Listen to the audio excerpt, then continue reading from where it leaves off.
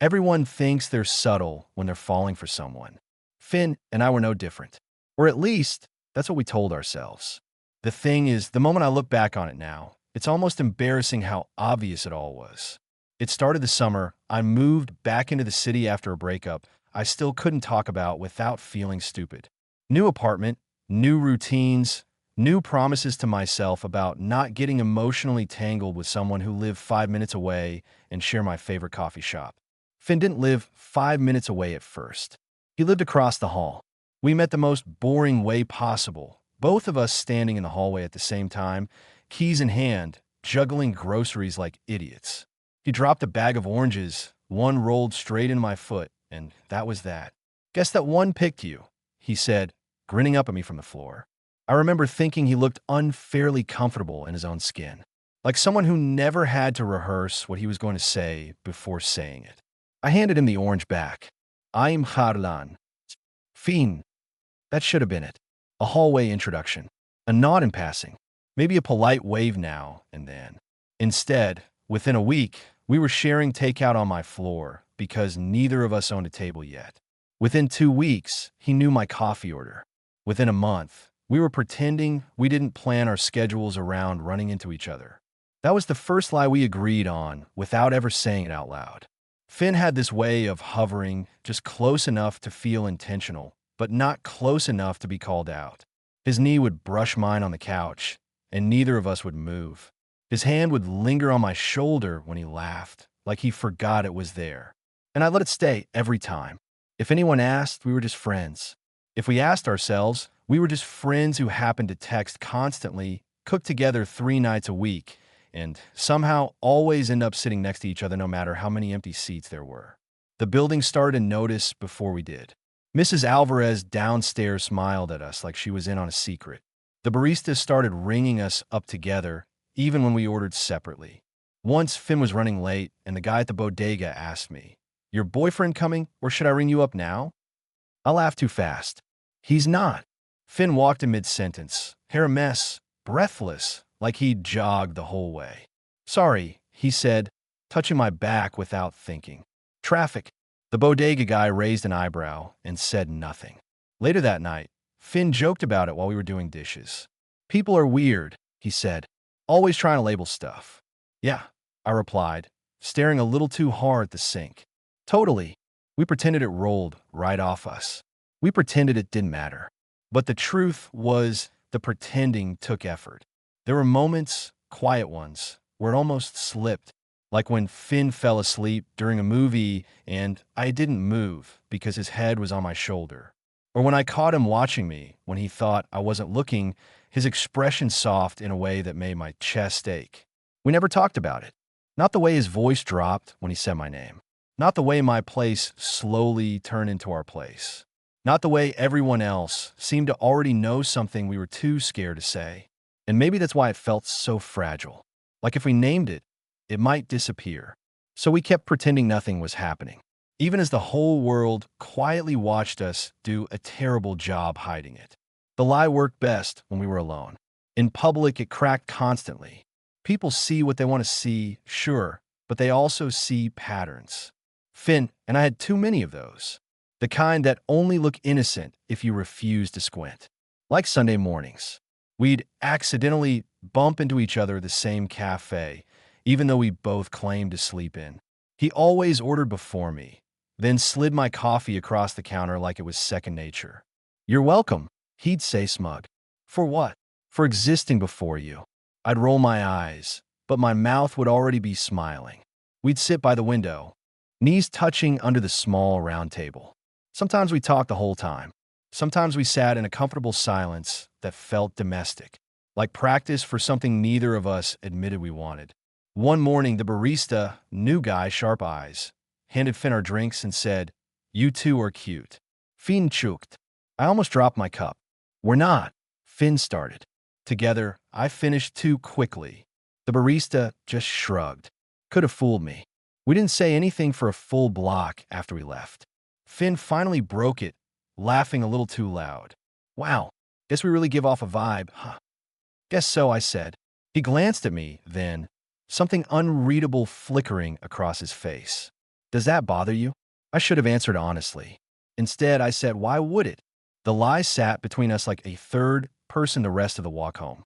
That was the thing about Finn. He noticed everything. The pauses, the deflections, the way my shoulders tensed when questions got too close to the truth. And I noticed his tells too, the way he rubbed his thumb against his knuckle when he was nervous, the way he joked when something mattered too much. We were circling each other with expert precision. One night, we ended up on my couch again, pizza boxes on the floor, some dumb show playing that neither of us was actually watching. Finn was sprawled out, one leg stretched across mine, absent-mindedly squeezing my knee every time something funny happened. I let him. Halfway through the episode, he muted the TV. Can I ask you something? My stomach dropped. Sure. He didn't look at me right away, just stared at the dark screen, reflection faintly showing the two of us pressed together. Do you ever feel like we're lying? He asked. My heart started pounding so loud I was sure he could hear it. Lying how? He finally turned to me then. His face was open, unguarded, like we're saying one thing and doing another. There it was, the edge of the cliff. I could have stepped back. I could have laughed it off. I could have done what we always did. Instead, I said quietly, yeah. His breath hitched, just barely. The silence stretched, thick and fragile. His hand was still on my knee. Mine was resting against his thigh. Neither of us moved. Everyone already thinks we're together, he said, almost to himself. Yeah. Do you ever wonder why? I swallowed. My voice came out rough. All the time. That was the moment. I know it now. The moment where pretending stopped being easy and started hurting. Finn shifted closer, our foreheads almost touching. I could smell his shampoo, feel the warmth of him like gravity pulling me in. I don't want to keep pretending, he said. I met his eyes. Neither do I. For a second, I thought he was going to kiss me. Instead, there was a knock at the door. We jumped apart like teenagers caught doing something illegal. Saved by the bell, Finn muttered, standing up. I opened the door to find our neighbor grinning like he'd just walked into the punchline of a joke. Oh good, he said. You're both here. Finn and I exchanged a look. What's up? I asked. He laughed. Nothing. Just wanted to ask. Are you guys coming to the building party together or separately? Together. The word hung there, heavy and undeniable. Finn answered before I could. Together. And just like that, the lie changed shape. It wasn't gone yet, but it was cracking fast. The building party turned out to be exactly what neither of us needed, and somehow exactly what forced things forward. Rooftop, string lights, cheap wine in plastic cups, too many people who knew our names and not enough places to hide. Finn stuck close to me from the second we stepped out of the elevator. Not in an obvious way, no hand-holding, no dramatic gestures, but close enough that if I shifted, he shifted too, like we were magnetized and pretending not to notice. You okay? He murmured, leaning in so only I could hear. Yeah, I said. You? He smirked. Ask me again in an hour. People kept coming up to us together. Always together. How long have you two lived here? Did you meet here or before? So which one of you is the neat freak? Every question assumed something. Every answer we gave danced carefully around the truth. At one point, a woman from the third floor laughed and said, honestly, you're my favorite couple in the building. Finn froze beside me. I felt it. The split second where his body went tense, waiting for me to correct her, waiting to see which way I'd go. I could have said it. We're not a couple. I didn't. I just smiled and said, thanks. Finn looked at me like I'd just knocked the wind out of him. We escaped to the edge of the rooftop after that, city lights stretching out below us. The noise dulled, replaced by the hum of traffic and distant music. You didn't correct her, he said quietly. I stared out at the skyline. Neither did you. A beat passed. Did you want me to? He asked. That was the question underneath every other one. I turned to face him. Did you want to? He searched my face, eyes dark and serious in a way I wasn't used to seeing. No. The word landed heavy. Honest. Scary. Okay, I said, my pulse hammering. Okay, he repeated, almost laughing. That's it. I shrugged, nerves buzzing under my skin. What do you want me to say? He stepped closer, close enough that I could feel his breath against my cheek. That you feel it too. I didn't pretend this time. Ido. Something shifted then. Not dramatically. No fireworks. Just a quiet, irreversible click into place. Finn exhaled slowly, like he'd been holding his breath for months. God, Harlan, everyone's been looking at us like we're idiots. I laughed softly. We kind of are. He smiled, but there was something tender behind it. I was scared if we said it out loud, it would change everything. It already has, I said. We just haven't caught up yet. We stood there, inches apart, not touching, the tension thick and electric. I'm not asking for labels, Finn said. Not yet. He hesitated. I don't want to hide with you anymore. My chest tightened. Me neither. The kiss didn't happen then. Instead, he bumped his forehead against mine, gentle and intimate, like a promise instead of a conclusion. When we went back inside, nothing looked different, but it felt like everyone could see it written all over us. The glances turned knowing. The smiles got wider.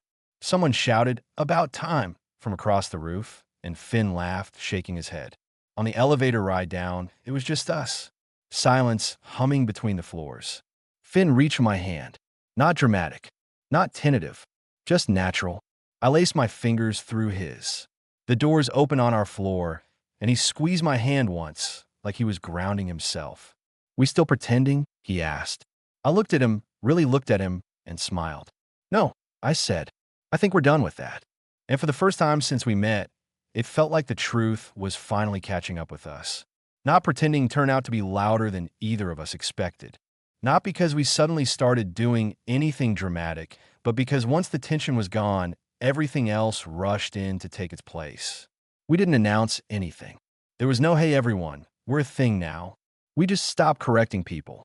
Stopped stepping apart when someone walked into the room. Stopped pretending our lives weren't already tangled together. The building noticed immediately. Finn started leaving his shoes by my door instead of his. I'd wake up to his hoodie on my chair like it had always belonged there. Someone switched our names on the mailboxes without asking. I came home one night to find him cooking in my kitchen, barefoot, music playing low.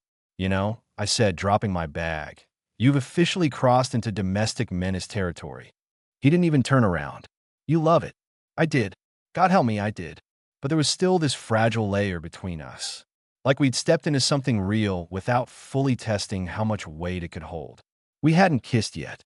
We'd held hands, leaned into each other, fallen asleep on opposite ends of the couch, and woken up pressed together like we'd migrated in the night. But the kiss, the obvious thing, hovered just out of reach. It made everything else feel charged. One night, after too much wine and a long conversation about nothing, Finn sat on the edge of my bed while I brushed my teeth. "You ever feel like we're procrastinating?" he asked, watching me in the mirror. I smiled around the toothbrush. "On what?" "Us." I turned off the sink. "Maybe." He nodded slowly. "I don't want to rush you." "I'm not being rushed," I said. "I'm just scared." "Same," he admitted, which is annoying because everyone else seems very confident about us. As if summoned, my phone buzzed on the counter. A text from my sister. "So when were you planning on telling me about Finn?" I stared at the screen. "Finn Lund Kluser." "That bad. She thinks we're married." He laughed, then softened when he saw my face. "Hey, we don't have to live up to anyone else's timeline." I met his eyes in the mirror. "Do you ever worry we built this thing so quietly that we don't know how to be loud with it?" He stood up, stepping behind me, hands resting lightly on my waist. Not possessive, just there. "I think," he said, voice low, "we're just learning how to be honest." My breath caught. His thumbs brushed my sides, barely there, like he was asking permission with every inch of space. I turned to face him. For a moment, we just stood there, close enough that there was no room left for pretending. No audience. No expectations. Just the truth we'd been orbiting for months. "If this goes wrong," I said quietly, "I lose my favorite person." Finn lifted my chin gently. "And if it goes right?" I didn't answer. I didn't need to. He leaned in slowly, giving me time to pull away. I didn't. The kiss was soft, careful, like we were both afraid of breaking something precious. His lips were warm, familiar, somehow already known. When he pulled back, his forehead rested against mine, breath uneven. "Yeah," he murmured. "That was overdue." I laughed softly. "Everyone's going to be unbearable now." He smiled. Let them. Outside, someone laughed in the hallway. Life kept moving. The world kept knowing before we said anything out loud. And for the first time, I didn't mind that at all. Once we crossed that line, everything felt different and somehow exactly the same. We didn't suddenly become inseparable in a loud, obvious way. We just settled, like something that had been hovering finally landed. Finn started staying over without either of us calling it that. He'd fall asleep in my bed like it was the most natural thing in the world, one arm slung over my waist, breathing slow and even. I'd wake up before him most mornings and just watch, trying to understand how something this quiet could feel so huge.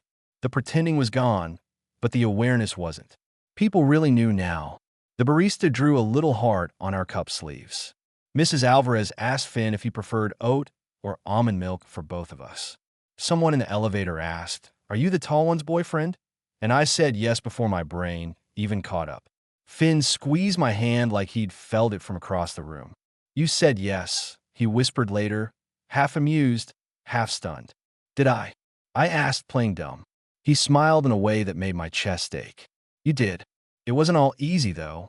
There were moments, small ones, where fear crept back in, where I caught myself pulling away just a fraction, out of habit, where Finn would go quiet, thinking he'd done something wrong. One night, we were lying in bed, lights off, city glow bleeding through the curtains. Finn traced slow, absent lines on my arm. "You ever feel like we skipped the awkward beginning?" he asked. I laughed softly. "We lived in it for months." "Yeah," he said. "But now that it's real, it feels vulnerable." I turned toward him. "That's the part we were scared of." He nodded. "I don't want to mess this up." "You won't," I said. Then, honest and unfiltered. "And if we do, I'd rather it be trying than pretending." He kissed my shoulder. "Everyone else knew before we did." "Yeah," I said. "But we're the ones who have to live it." He smiled into my skin. "I like living it with you." The next weekend, we went to that same rooftop again, just the two of us this time. Same string lights. Same view. Different gravity. Finn leaned on the railing beside me. "You ever think about how close we came to never saying anything?" I looked at him. "I think about how we were always saying it, just not with words." He reached for my hand, lacing our fingers together like it had always been this way. Like the world hadn't noticed first. Like we hadn't pretended at all. Below us, the city moved. Around us, the truth finally settled in. We didn't hide anymore. We didn't rush either. We just stood there, Harlan and Finn, no longer pretending nothing was happening. Because now, we were finally letting it happen. The funny thing about stopping pretending is that the truth doesn't rush in all at once. It seeps. It shows up in the small, unglamorous moments, the ones nobody writes stories about. Like grocery shopping. Finn stood in the aisle arguing passionately about pasta shapes, holding up 2 boxes like his life depended on it. Rigatoni holds sauce better. Penne is more versatile, I countered. An older guy's stocking shelves glanced between us and said, "You two sound like you've been married 10 years. Finn didn't even miss a beat. "Give us time." I laughed, but my chest warmed in that quiet, steady way that felt suspiciously like certainty. Or the night we argued for the first time. It wasn't dramatic. No jitting. Just tension curling tight between us because I shut down instead of talking, and Finn noticed. "You disappear when you're scared," he said, sitting across from me on the bed.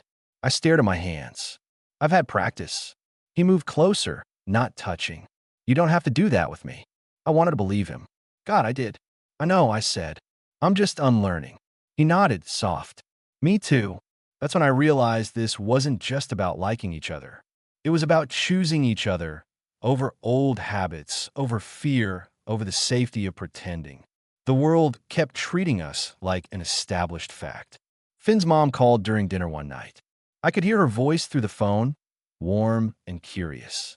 "So, is this Harlan I keep hearing about?" Finn smiled at me, eyes crinkling. "Yeah, he's right here." I froze. "Put him on," she said. Later, after I hung up, Finn watched me carefully. "You okay?" "She already likes me," I said, dazed. "I haven't even messed up yet." He laughed. "Don't worry. You will." There was something grounding in that, in being allowed to be imperfect without it meaning the end. One evening, We ran into my ex on the street. He looked between us, took away. Finn's hand rested easily on my back.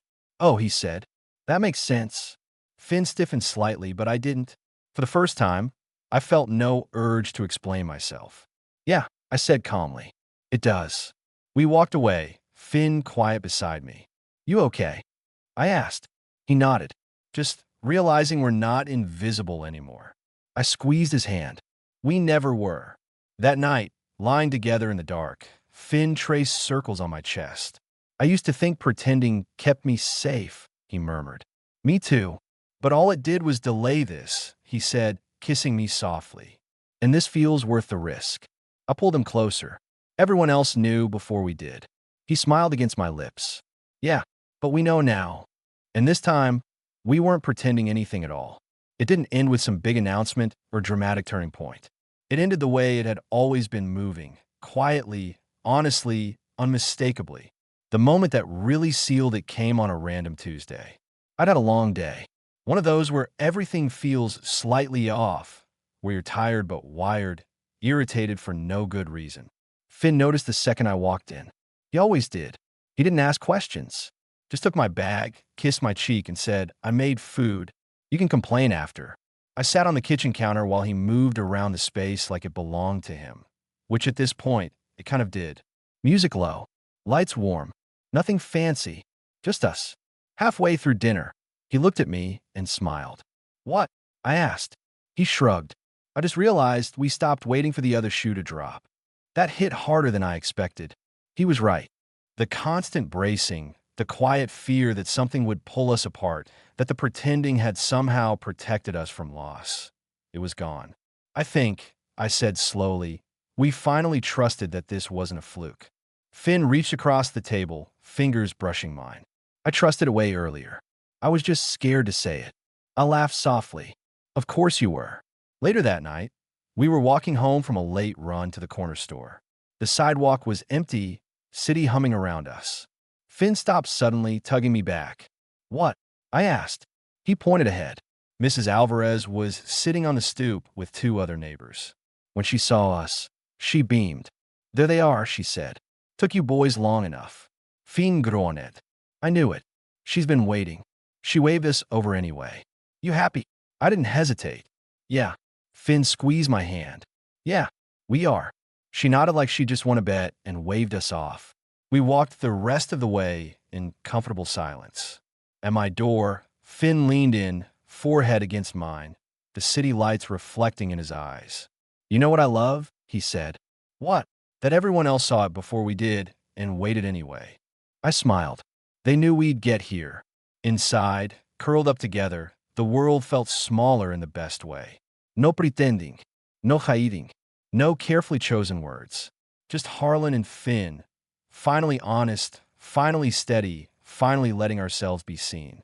And this time, we didn't mind who already knew.